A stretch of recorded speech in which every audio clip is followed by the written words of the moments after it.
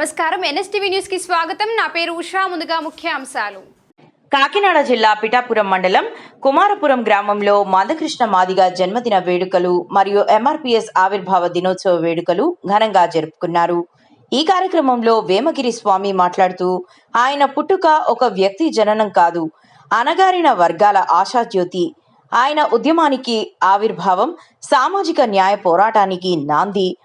లక్షలాది మంది హృదయాలకు ఆయనే ఒక మార్గదర్శిని అని తెలియజేశారు.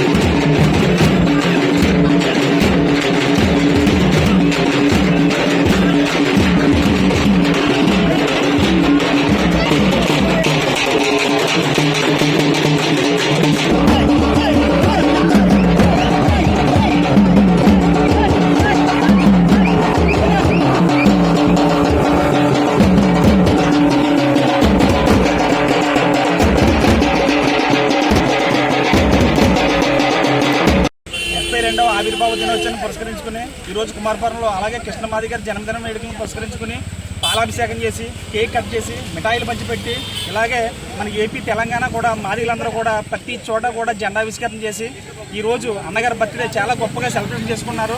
ఈరోజు కుమారపురం గ్రామంలో భారీ ఎత్తులో పిల్లలు పెద్దలు అందరూ కూడా వచ్చి పాలాభిషేకం చేశారు. ఇలాగే డప్పుల మేళం పెట్టాము, తీన్మారు పెట్టాము, చాలా కోలాటలు చేశాము. ఈ కార్యక్రమాన్ని ఇంత విజయవంతం చేసిన మా కార్యకర్తలందరికీ కృతజ్ఞతలు తెలియజేస్తున్నాను. అలాగే ఇంకా అనేక చోట్ల చాలా కార్యక్రమాలు జరుగుతున్నాయి. వర్గీకరణ సారథి మందకృష్ణ మాదిగ గారికి ఒకసారి జై జై చెప్దాం. జై మాదిగ, జై మాదిగ, జై జై మాదిగ, జై ఎంఆర్పీఎస్, జై ఎంఆర్పీఎస్.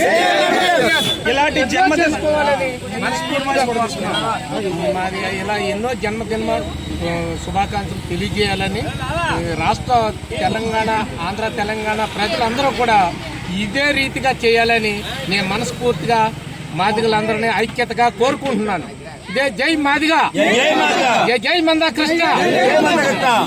32వ ఆవిర్భావ దినోత్సవం సందర్భంగా పైగా ఈరోజు మందకృష్ణ గారు జన్మదిన శుభాకాంక్షలు మా గ్రామం తరఫున, మా కుమారపురం గ్రామం తరఫున మా మాదిగలందరూ కలిసి ఈరోజు కేక్ కటింగ్ అన్నీ చేశారు.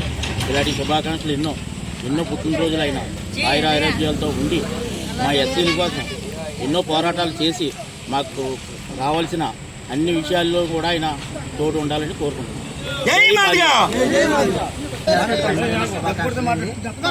ఆయన తీసుకొచ్చారండి. ఆయన దానికి కూడా ప్రధాన కారణం వైఎస్ రాజశేఖర రెడ్డి గారు కూడా చెప్పడం జరిగిందండి. దాని ద్వారా ఎంతో మంది లబ్ధి పొందుతున్నారండి. ఉన్న వాళ్ళు లేబర్ అవ్వచ్చు, గుండె ఆపరేషన్లు అని ఎలాంటి ఆపరేషన్ల కోసం ఆయన పోరాటం చేసి ఈ ఆరోగ్యశ్రీ అనేది తేవడానికి ఎంతో సహకరించారండి. ఆయన ఇలాంటి పుట్టినరోజులు ఎన్నో చేసుకోవాలని, ఆ దేవుడు మంచి ఆరోగ్యం ఇవ్వాలని మనస్ఫూర్తిగా కోరుకుంటూ మరొకసారి ఆయన జన్మదిన శుభాకాంక్షలు జరుపుకుంటూ ఉంటాను. జై మాత.